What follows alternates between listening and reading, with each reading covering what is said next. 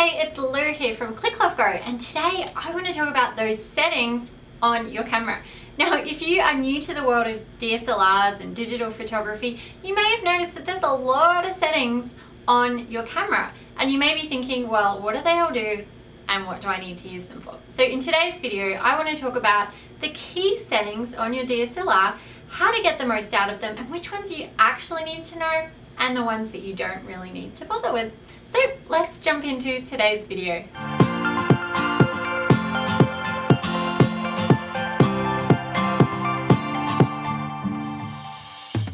Okay, so when we first pick up a digital camera, we're probably going to be shooting in auto mode, because before we learn all those dials and how to balance all the settings, that's the most natural one to use. And many of us buy a digital SLR and use it on auto for a really long time. Totally guilty, had no idea what I was doing, and I thought that buying an expensive camera would mean I would take great photos, which obviously didn't turn out to be the case. When I discovered that I could switch my camera into manual mode and use the settings and manipulate them on my camera, I could really get the shots that I wanted. It wasn't an easy process. I didn't get there in a nice linear line of learning, but in the end I figured it out, and that's really why I started Click Love Grow, to teach those particular skill sets in a nice easy way. So to start off with today, I want to explain to you the settings on your camera that you really need to know about and give you permission to ignore all the others. So let's start at the very beginning. When a camera shoots in auto mode, what it's doing is making an assessment based on the light that it can see. The light comes into the camera works much like a computer, it makes an assessment, it balances out the settings, and you take your shot. Now, this can work fantastically in really well-lit scenarios, outside on a bright day, for example. Your camera's probably going to do a really good job. But when it comes to taking images where we want to decide what's the central focus, we want to manipulate the lighting, for example, to create a different sort of exposure or to get the exposure that we really want, that auto mode is not going to do the trick. So that's when we want to switch into some of the other modes. Now, full manual is ideally the goal, and that's usually the M dial on your camera.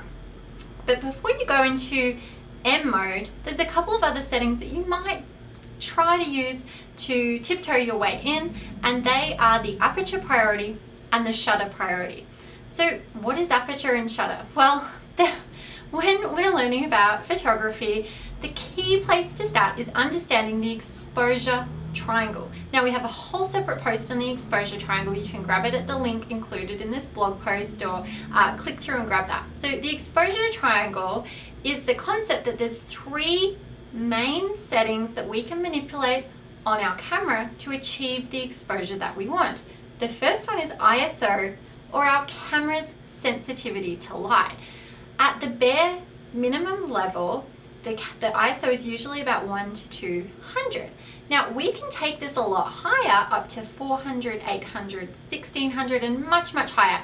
The higher we take that number, the more sensitive our camera is to light, meaning that we can enhance or increase the exposure by bringing that number up. That's the first setting.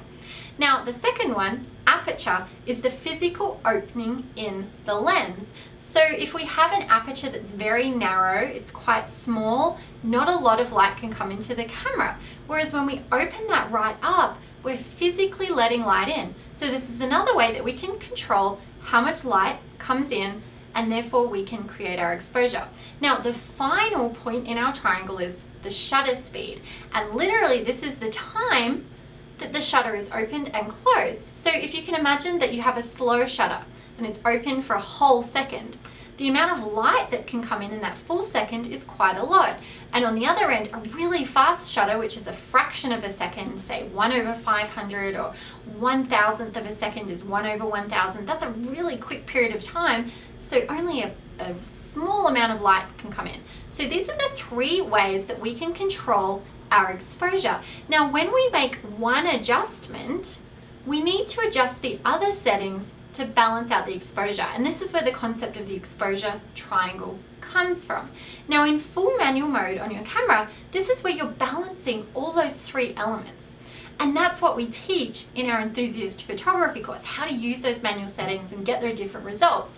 But there's a step that you can take beforehand to start experimenting with semi-manual mode, and they are the TV or the S option. So it's the shutter priority. So depending on your camera, it might have different terminology that it uses, but on Canon it's TV, Nikon it's S. So have a look on your camera if it's a bit different. And there's the AV or the A mode where you set aperture priority.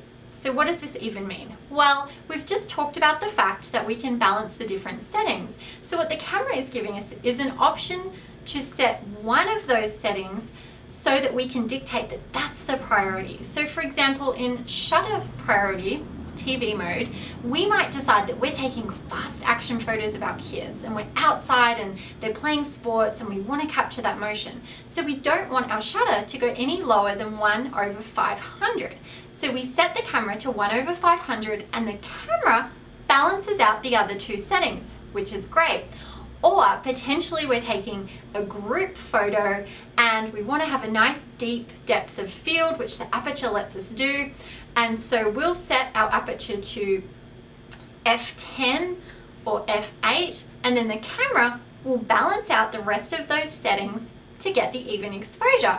So this is great. Why wouldn't we use those all the time? Well, the camera is still making decisions based on what it determines is the even exposure based on its reading of light. Now, there's a lot of things in your photo which may throw out that reading of light that doesn't actually let you create the exposure that you want. If there's a really bright area in the photo or a large expanse of bright sky, that might throw the exposure off on your particular subject. Or the flip could be true and we're in a darkly lit or a poorly lit situation and we're in aperture mode because we perhaps are shooting wide open to focus on one thing, but in that particular mode, it might drop the shutter speed so low that now we have motion blur. And so the camera's understanding of an even exposure might not match up with the image that we want to create. However, in saying that, it is a great place to start when you're experimenting with manual to see the effects that you can create. So you have TV mode, AV mode or S and A, which is a great place to start in semi-automatic modes, but really TV, S and that full manual are probably the only dials that you really want to play with on your camera. There's lots of other functions that you'll see, like there's portrait mode or landscape mode or macro mode. The thing is, without having the understanding behind why the camera is making those decisions to adjust those settings is not always going to give you the results that you want.